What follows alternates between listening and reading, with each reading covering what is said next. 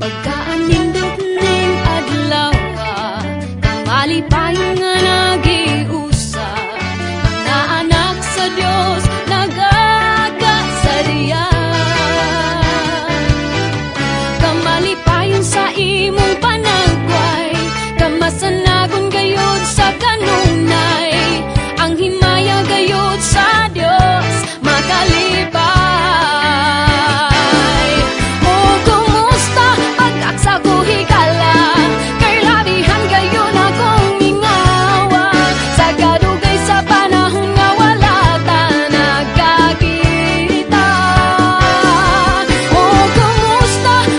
Sa